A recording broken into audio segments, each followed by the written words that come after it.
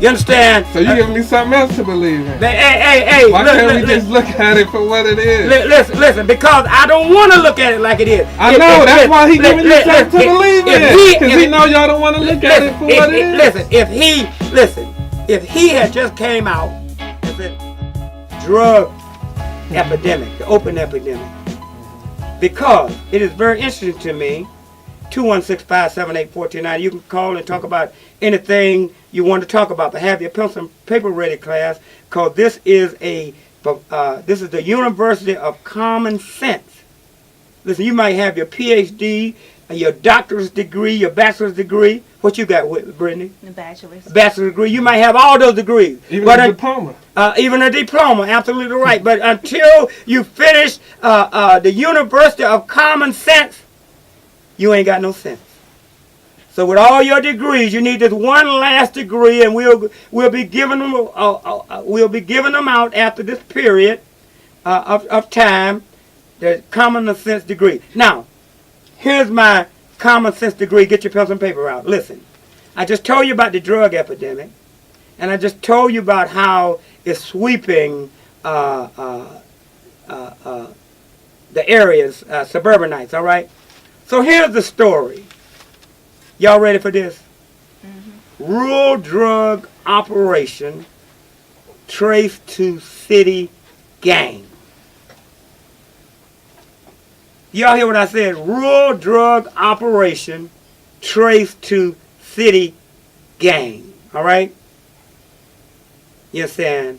And they went on to say, Columbiana bear little resistance to Northeast Ohio. Saturated way down south in Youngstown,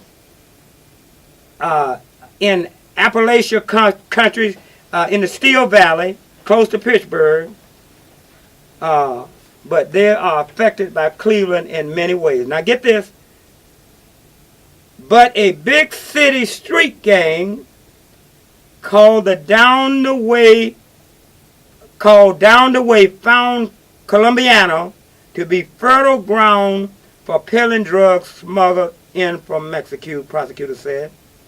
And what they did, what they're saying is the Down the Way boys, Lord have mercy, y'all pray for my soul.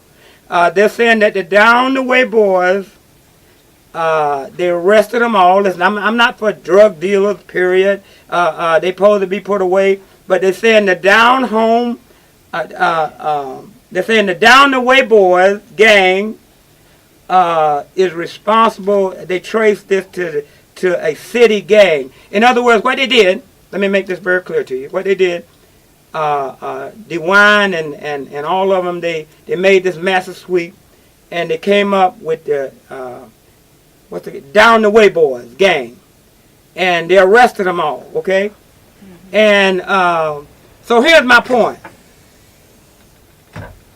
Here's my point. They say that listen, they want to work with this thing. They don't want the suburbanites to go to jail. They want to work with them and health issue and all that. And all that's great. I'm with it. But they got a way of always casting the demon on the black man, whether it's a gang or whoever, and all of a sudden the arrest sweep, guess who they arrested? Oh. Black folks. Mm-hmm. Black folks. Now, I'm not defending the Down the Way gang. Don't y'all go around telling that I'm doing that. I'm not doing that. If they're guilty, they're supposed to go to jail. But I'm casting a bigger picture as a professor on this whole situation. Again, I'm going to let you talk, brother. I'm going to end this. Again, mass arrest, drug, black folks, throw the key away, put them in the penitentiary, and let the suburbanites smooth on off in any manner they might. Now, if they had arrested the Down the Way gang and also arrested the suburbanite tricycle gang, I would have felt better. But they didn't. Lord, I'm too deep for here. I hope y'all got your pencil and paper ready. All my phone lines are lit up. Go ahead. I'm going to sum it up. I think they're selling the drugs back to the people who sold them the drugs 20, 30 years ago. Then you are falling into the same mythical trap that I'm telling you that. It's a fact. What I'm telling you is this. I'm telling you the way they touted this, the FBI. You don't know if it's a fact. It is. The way that did you read the story? No, I'm well, saying. Well, then wait. I'm going to give you the story I read to read the story, because what I'm saying is. No. The drugs were brought into the black community. It destroyed jobs. So the fact that it destroyed jobs, people have to do what was done to them. Well, all right, but I'm speaking. My point of this lecture is the fact that when it comes to arrest and incarceration, that's the synopsis of this, the arrest and incarceration. But in the final analysis of this, because I got to move on, all my lines are lit up. The final analysis of this, even the feds and those that made the sweep, they said, now make no mistake about it, that this is not, this is only a small portion of the drug epidemic, and they only played a small role. It will continue. So I'm looking for other arrests other than those boys. You seen cocaine leaves growing in Cleveland? Listen, I'm the professor. Okay. Don't ask me. Don't ask me ridiculous questions. Listen, wait a minute. Brittany. Here's what I want you to do. I want you to move up one seat in the class. Move up one seat in the class. And we're going to have Brother Sam move back one seat behind you, all right? Who's on the phone line? Talk to me. You don't ask the professor no isodyne question, man. Who's on the phone line? I'm the professor of urgency. Lord have mercy. Listen, if this is true, then even though Councilman Zack Reed lost, he did his job. Because if the mayor found on the campaign trail, Jackson found a new sense of urgency, then that's all that matters. And you know why? Why is that? It's important that's why it's not good for candidates to be unopposed. Because if they're unopposed, they think that everything is good and nothing needs to be changed. But by Jackson have a good campaign on his hand, he had to go out in the community, go out into the beauty and barber shops, go and talk to the people.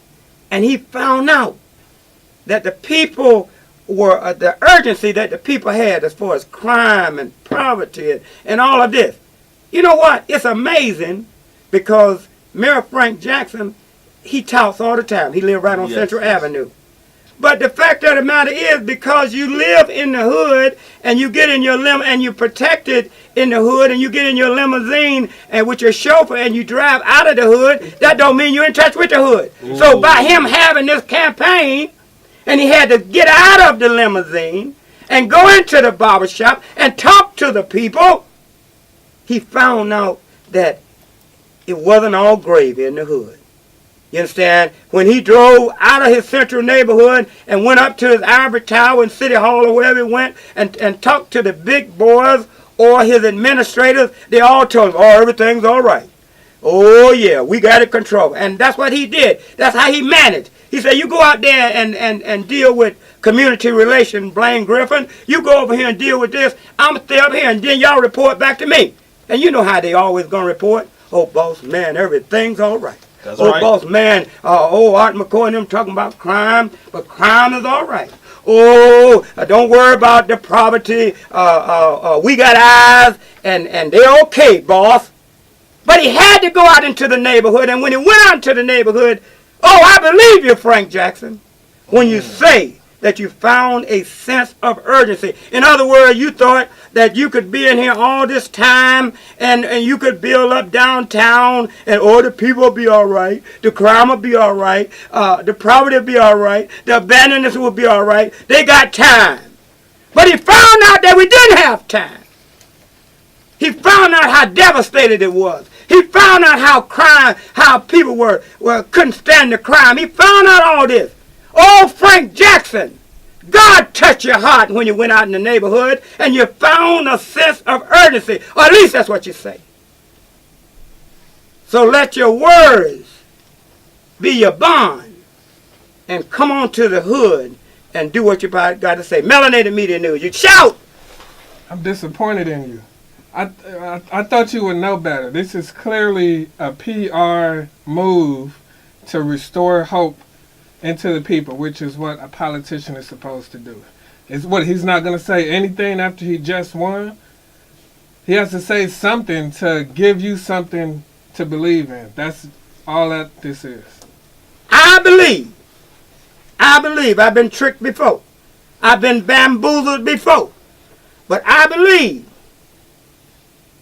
that Frank Jackson found a new sense of urgency, and this term, after 12 years, at this term, he will build up our neighborhoods and make them whole. He said it. I didn't say it, and I'm holding him to it. I'm holding him to it, brother. You understand? Come on, talk. I don't know. It sounds like you're being naive. I'm gonna be honest. He's giving you hope to something to believe in. That's the first two words that came out of your mouth. I believe. That's what he wants you to do. He wants you to believe. Listen. And his voters. Listen, so I've been bamboozled. Mm-hmm. So I've been hoodwinked. Mm-hmm. All right? But I believe that Frank Jackson has found a new sense of urgency, and I want to see it transform into the neighborhood. So what was he doing the last time? Listen, it doesn't matter. It doesn't matter. Give me a Bible story that said that Solomon or one of them did all this dirt and killed people and all that. I'm not a scripture. Reverend Cavanagh, help me out. Reverend Vernon, Pastor Vernon, Dr. Vernon, hey, y'all help me out. But it says somewhere that this man did all this dirt. You're a scholar. Help me out. And all of a sudden he was touched and he was changed. Can't this happen to Frank Jackson? Talking about Paul? Mm-hmm.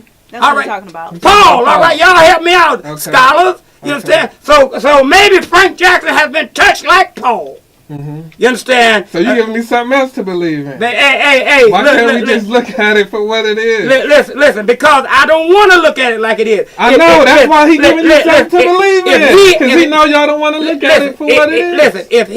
Listen, if he had just came out and said, I thank y'all for your vote, he could have did this, and that's what I said. He's got to say something. But he didn't say that. He's got to say something to give you something to believe in. Yeah, but what he said was profound. I'm telling you what he said. He said, I live on Central, and I always taught that I live on Central, but I really didn't live on Central. Wait a minute. It was just my house on Central. When I left the house, I got in my limousine, chauffeur limousine, and I drove up to the penthouse, and I looked down from the hood, from the penthouse. This time in the campaign, I had to walk the streets. I had to see the poor little children. I had to see the drug addiction. I had to see the people scared. And it changed my life like it did Paul. That's my message. Hey, can I preach to you? How old is Frank Jackson? Listen. Frank Jackson is 70, right? Professor, hold on. Let's do math. He's 70. He's been in office for 12 years. So let's make that 58.